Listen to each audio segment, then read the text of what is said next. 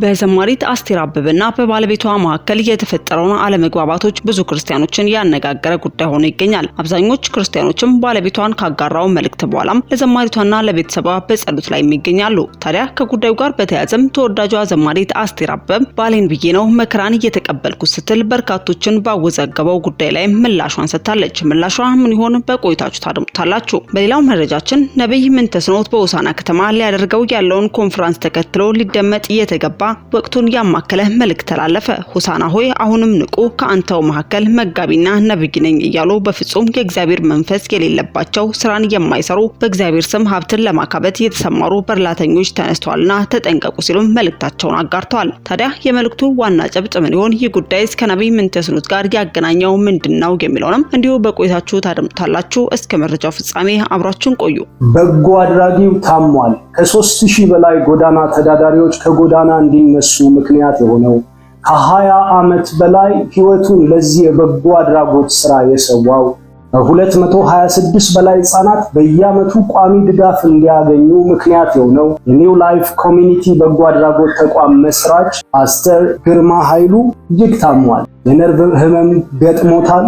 3 ተራምዶ 4 መድገም አይችልም። እነዛ ብዙዎችን የረዱ እጆቹ ዛሬ መታዘዝ እንቢ ብለዋል። ቀኝ እጁ አይታዘዝለትም። ስለዚህ በመላው ኢትዮጵያ በሁሉም ሰው ህይወት ላይ በአንድም ይሁን በሌላ ትልቅ አሻራ ያኖረ ሰው ነውና ከላይ አንገቱ አካባቢ፣ ጭንቅላቱ ላይ፣ ወገቡ አካባቢ ያለው L4 እና 5 በጠና ስለታመመ በአስቸኳይ ወደ ውጭ ሄዶ ለመታከም ደግሞ በሚሊዮን ብር ስለሚያስፈልግ ሁላችሁም ትንሽ ትልቅ ሳትሉ በጎነታችሁን እንድታደርጉ ከታች በተቀመጠው የንግድ ባንክ አካውንት ጥቂት ትልቅ ሳትሉ የበኩላችሁን እንድታደርጉ እግዚአብሔር ርህራሄ ለኢትዮጵያውያንና ለኤርትራውያን ወንድም እህቶቼ ከጎኑ እንድትቆሙ ጥሬን አቀርባለሁ። አስቀድመን ወደ ያዝንላችሁ መረጃችን ስናልፍ የበረሃ ጓዴ በሚል ዝማሬዋ ወደ ደቡብ አፍሪካ በበረሃ አቋርጬ የመጣው የሚመስሏችሁ ሰዎች ይኖራሉ። እኔ በበረሃ አቋርጬ አልመጣውም። በነገራችን ላይ በበረሃ መምጣት የተለመደ ነው። እስከ ቦትስዋና በአውሮፕላን መጣው። የተወሰነ ጊዜ እዛ ቆየውና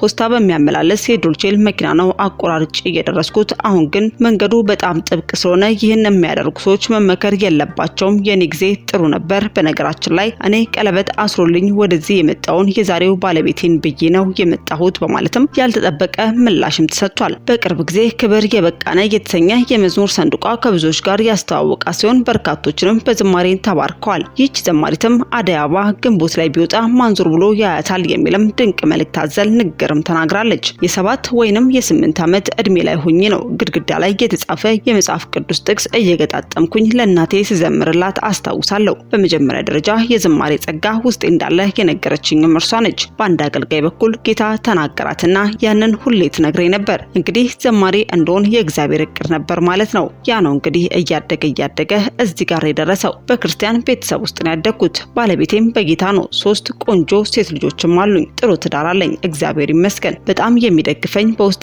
እግዚአብሔር ላስቀመጠው ነገር ዋጋ የሚከፍል ነው ያለኝ። ሽፈራው ዘውዴም ገበዬ ይባላል። ዘማሪዎቼ በዚህ ጊዜ ለማሳተም ሳስብ እንግዲህ እንደ ማንኛውም ዘማሪ እድሎችን ሳልጠቀም ቀርቻ አይደለም ሞክሬያለሁ። ግን አሁን በዚህኛው ጊዜ ላይ ዳዊት ጌታቸው ወደዚህ እንደሚመጣ ሳስብ እንዲያናገርልኝ ካናዳ ለሚገኘው ዘማሪ ነገርኩት። በወቅቱ ፓስተር የነበረው ሰው አናገረልኝ። ከዚያም እርግጡን ሰውቅም ለዳዊት ጌታቸው ራሴም ደወልኩለት። እርሱም ዘማሪ ነው። በብዙ ፍርሃት ውስጥም ነበር ያናገርኩት። እንዲሁ በቀላሉ ልጠይቀው አልደፈርኩም። በእርግጥ ልጸልይበት ብሎኝ ጥቂት ቀናትን ወስዷል። ከዛ ግን አዎንታዊ መልስን የሰጠኝ እግዚአብሔር ይባርከው። መዝሙሩን ለመስራትም ጊዜ ሆነና የመዝሙር ቀረጻው በአንድ ሳምንት ነው ያለቀው።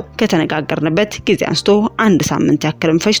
ግን ስቱዲዮ ተገብቶ ድምጽ ዳታውን መውሰድም በ2 ሳምንት ውስጥ ነው ያለቀው። በመጀመሪያው ቀን ወደ 6 ዘማሪዎችን፣ በቀጣዩ ቀንም የቀሩት ዘማሪዎችን ወሰድን። በጊዜው የ7 ወር እርጉዝ ነበርኩኝ። ሙዚቃው ተሰርቶ የተጠናቀቀው 3ኛ ልጄን ወልጄ 4ኛ ወሬን ጨርሻለሁ ውሰጂ ሲለኝ አስታውሳለሁ። ግን እንዲቆይ ፈለኩኝ። ፈጠነብኝ። ቶሎ ይደመጣል ወይ ከሰው ህይወት ጋር ተጽዕኖ ይፈጥራል ወይ የሚል ፍርሃትም አለ። ጊዜ ለኔ ትልቅ ነገር ነው። እግዚአብሔር እንድሰራ እንዲሰራለት የሚፈልገው ነገር አለ። ያ ነገር ደግሞ የሚሆንበት ጊዜ አለ።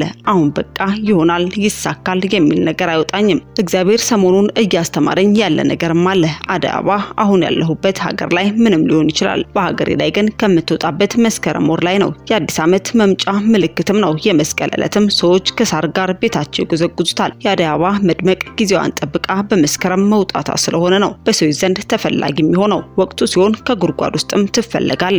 ሌላ ጊዜ ማንም እንደዚህም አይሆንላትም። አደይ አበባ ግንቦት ላይ ብትወጣ ማን ዞሮ ያታል? ማንም አይመለከትም። አሁን በኢትዮጵያ ያን አይነት አመለካከት ነው በሰው ውስጥ ያለው። ስለዚህ እግዚአብሔርም ሰውን የሚያወጣበት ጊዜ አለው። እግዚአብሔርን አለማወቅ ለኪሳራም ይዳርጋል። እኔም ጌታን ቀድሜው ከሰሬም አውቃለሁ። ከሰዎች ክፋት አይደለም፣ ግን የኔ ወቅት ስላልነበረም ነው። እኔንም ያስጨነቀኝ ይሄውም ነው። ጊዜው ነው ወይ የሚለው ነገሮች እንዲሆናሉ ብዬም አልጠበቅኩም። በጣም ነው የደነገጥኩት። ከጌታ ጋር ያወራሁባቸው ከጌታ ጋር የተነጋገርኩባቸው ጉዳዮችም ናቸው። በጊዜው የነበሩት ሁሉ ስሜቴን የነኩኝም ናቸው። እኔ ነክተውኛልና ከህይወቴ የወጡም ናቸው። ሰዎች ብዙ ጊዜ ጥያቄን አንስተውልኛል። እኔ ትክክለኛውን ነገር ነው የማወራው። ከእግዚአብሔር ሐሳብ ያመለጠ ከፍቃዱ ምክር ውጪ የሆነ በህይወቴ ላይ እንደማይደርስ ነው የማውቀው። በእርግጥ አንዳንድ ጊዜ በድካም ምክንያት የእግዚአብሔርን ድምጽ ባለመስማት ምክንያት በህይወታችን የሚደርሱ ነገሮች ይኖራሉ። ሆኖም እነዚያ ሁሉ ታግሶ ወደፊት የሚያስኬድ አምላክ እንዳለኝ ነው የማውቀው። ከነገሮች ባለፈ ቤተሰቤን የምናፍቅ ሰው ነኝ። 10 ዓመት በላይ እናቴን አላየኋትም። በዚህ ናፍቆት ውስጥ ሆኜ ነው የምነግራችሁ። አሁንም ቢሆን የማንም ግፊት ስቦኝ የሆነ ቦታ መሄድ አልፈልግም። ማንም እንደማያስቀረኝ ግን አውቃለሁ። ሰዎች እዚህ ምድር ላይ ብዙ ስለቆየውና እየወጣው እንዳገለግል ከመናፈቃቸው የተነሳም እንዲህ ብትሆኚ ይህን ብታደርጊ የሚሉት ነገር አለ። ነገር ግን እግዚአብሔር ያቀደው ነገር ብቻ ነው በህይወት የሚሆነው። ሁሌም ቢሆን ናፍቆቴ ጌታን ቀድሜ አለመሄድ ነው። ከጌታ ፍቃድ እግዚአብሔር ሊያደርገው ካለው ነገር አልፌ መሄድ አልፈልግም። በቃ እንዲህ አይነት ሴት ነኝ እያልኩኝ ሳይሆን ሁሌም ቢሆን ወደ ኋላ ብቀርበትም አቅፎ በሚፈልገው ፍጥነት የሚያስኬድ አባት ስላለኝ ነው ይህንን ምለው። ሁሌም ቢሆን የጌታ ፍቃድ በህይወቴ እንዲሆንልኝ ነው እኔ የምፈልገው።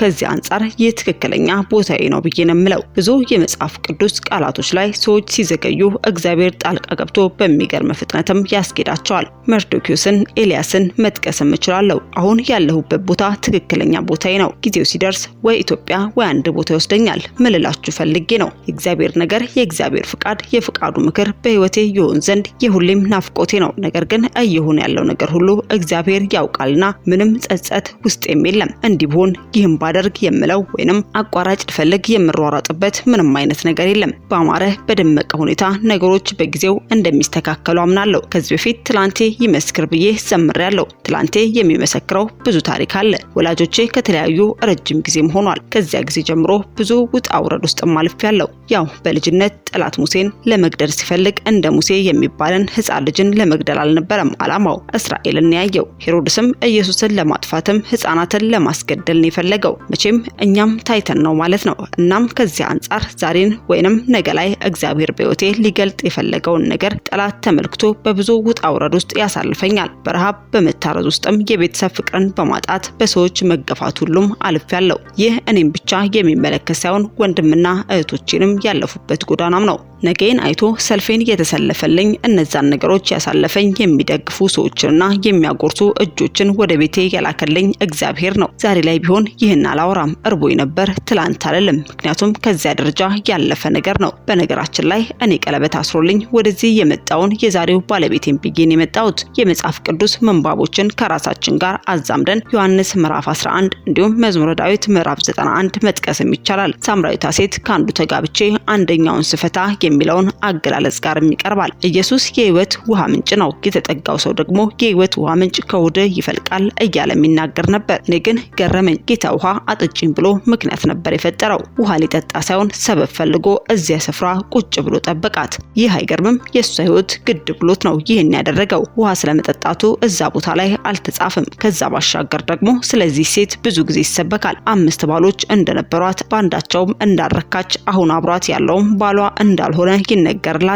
ግን ስለኛስ ከስንት ነገር ጋር ነው ተጋብተን ተቆራኝተን ያለ ነው። በትዳር ውስጥ የጌታን ነገር እርግፍ አድርጎ መተውም አለ። እግዚአብሔር ግን አሁን ላይ እኔን አፋቶኛል። እግዚአብሔር አፋቶኛል ስላችሁ ጌታን ከተውኩባቸው ነገሮች ነው። አሁን የሞቱና ያለቀላቸው የሚመስሉ ነገሮች ብዙ ሬሳዎች በዙሪያ ያሉ፣ መሞታቸውም ሆነ መሽተታቸው ግን የጌታ ክብር ሊያመጣ የጌታን ስም ሊያስጠሩ በኔ ቤት የስሙን ሰንደቅ ሊያሰቅሉ ነው ብዬም እንድናገር በጌታ ላይ እንድታመን ሆኛለሁ። ከዚህ አንጻር አንጻርም ነው ዝማሬዎችን የዘመርኳቸው በማለትም ዘማሪት አስቴር አበበ በአንድ ወቅት ላይም የዝማሬ አልበሟን አስመልክቶ የሰጠችው ምላሽ ሲሆን ይህን ተከትሎ በርካቶች በሚዲያ ላይም ዘማሪት አስቴር በባለቤቷ ጉዳይ ምላሽ ሰጠች በሚልም እንደ አዲስ ሲቀባበሉት የተመለከት ነው። ሆኖም ዘማሪት አስቴርም ትዳሯን አስመልክቶ ምንም አይነት ምላሽ ያልሰጠች ሲሆን አሁን ላይም እየተቀባበሉት ያለው መረጃም የበረሃ ጓዴ የተሰኘ ዝማሬዋን ባወጣችበት ጊዜም ከ3 ዓመት በፊት የሰጠችው ምላሽ መሆኑን ልናጋራችሁ ወደድን።